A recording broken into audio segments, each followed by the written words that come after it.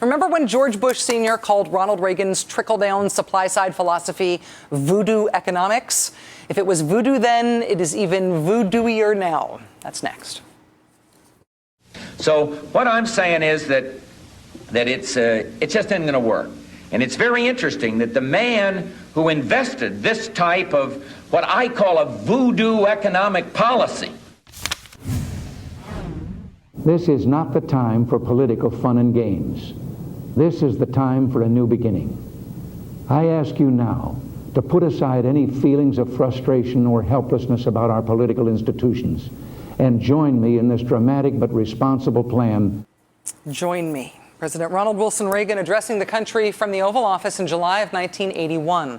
President Reagan had assumed office just 6 months earlier. The nation was mired in a bad recession, and Mr. Reagan used the power and the prestige of a primetime Oval Office address to present his way out, his vision of how the country could get back on its economic feet. In a few days, the Congress will stand at the fork of two roads. One road is all too familiar to us. It leads ultimately to higher taxes. The other road promises to renew the American spirit. It's a road of hope and opportunity. It places the direction of your life back in your hands where it belongs. Tax cuts. Not just any tax cuts, the largest set of tax cuts this country had ever seen. With all sorts of charts and graphs at his disposal, President Reagan walked the country step by step through his tax plan. An across-the-board tax cut of 25% for all income brackets. Everybody gets a tax cut. After months of selling his plan, Congress finally passed it, and President Reagan signed it into law. This represents $750 billion in tax cuts over the next 5 years. And this is only the beginning. And thus was born a new economic philosophy, Reaganomics.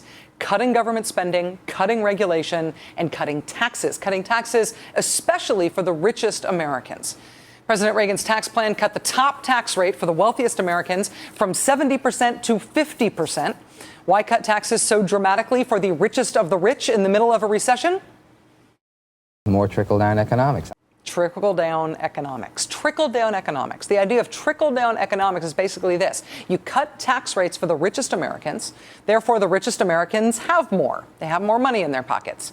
Therefore, they have more money to spend and invest. And as they spend and invest, the effect of rich people's good fortune and rich people's spending trickles down to everybody else in the economy. A rising tide lifts all boats, right? That was the idea. That was the plan. That did not happen.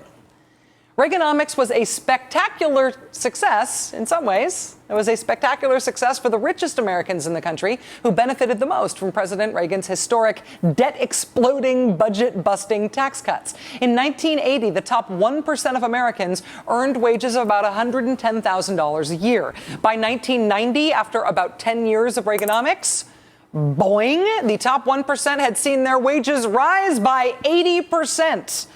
Trickle-down economics, though, right? What's good for the rich is good for all of us, right? Not quite. Here's the average wages of the rest of the country in 1980, and here's what happened for the rest of the country after about 10 years of Reaganomics. Flat. A whopping 3% rise in wages in 10 years. The richest people see their fortunes go up like the Matterhorn. Everybody else, nothing. This is what family income growth looked like during the 1980s. Look at that. The richest 1% of Americans had an awesome decade. They saw their family income skyrocket by 74%. Everybody else, not so much. In fact, the poorest Americans saw their income shrink by more than 4%. That was Reaganomics. That was what Reaganomics did. That was the impact of Reaganomics. That was the result of this experiment called trickle-down economics. The rich did great. Everybody else, still waiting for the trickle. Today, downtown Chicago is getting ready for the Christmas shopping season, but the merchants in one neighborhood, Inglewood, expect little Christmas business this year. Most of their customers are on public aid, which has been cut by the Reagan administration. At Judge Barber's furniture store, pre-Christmas sales have not attracted shoppers, and Barber blames Reaganomics. The customers that are coming in certainly less than those that were coming in before the economics of Mr. Reagan's took place. But some people elsewhere will be spending more this Christmas at luxury stores like Neiman Marcus in Northbrook, Illinois, a wealthy suburb of Chicago. Store manager Larry Gore predicts record sales, especially in jewelry and furs. Gore says his customers have more to spend this year because of the Reagan tax cuts. At the end of 1989, after 8 years of Reaganomics, here's where the country stood. Income gap between richest and poorest, biggest since 1947. That was the headline on UPI on December 30th, 1989. That month, Congress released a report on Reaganomics that concluded, quote, upper income Americans were the main direct beneficiaries of tax cuts in the early 80s. There's no evidence in our data that those benefits have trickled down. Aside from not trickling, the era of Reaganomics also had one other awesome side effect. When President Reagan came into office in 1981, he inherited a $994 million national debt. By the time he left, it had ballooned to $2.6 billion. Ronald Reagan, patron saint of fiscal conservatism, supposedly, grew the national debt by an astonishing 186% during his 8 years in office, which is what tends to happen when the government drastically reduces the amount of tax revenue it collects. When the Reagan folks tried to argue that the huge deficits they were creating were not that big of a deal, they were kindly corrected by editorials like this one in the Washington Post from January 1988. Quote, the deficit is a terrible legacy for which the country will be paying socially as well as financially for years. The only thing worse would be to believe the gloss now being put on it that would condemn another generation to repeat what the country should repent instead. So the largest income inequality since the government started tracking those things, and a skyrocketing national debt. Thank you, Reaganomics. And this is only the beginning. On that point, Ronald Reagan was right. Trickle-down economics is back. It's making a comeback.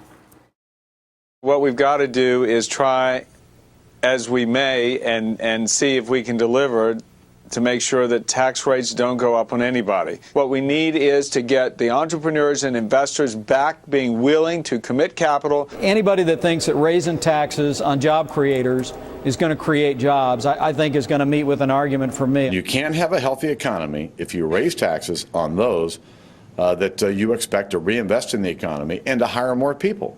You can't have a healthy economy unless you give special bonus tax cuts to millionaires and billionaires. If millionaires and billionaires can't get an extra tax cut, nobody else should get a tax cut either. Everybody else's taxes can go up.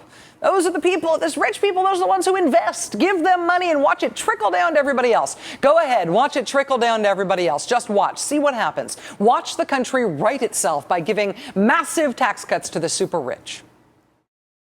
Average hourly wages have dropped 4.5%. That 5 million workers have lost their jobs because of factory closings and corporate cutbacks, and that the nation's richest families are getting a bigger slice of the economic pie, while the growing number of poor people are getting a smaller slice. Just watch. There is a key difference, of course, between now and 1981. Now we have a president in the White House who doesn't subscribe to the economic theory that one of his Republican predecessors used to call voodoo economics.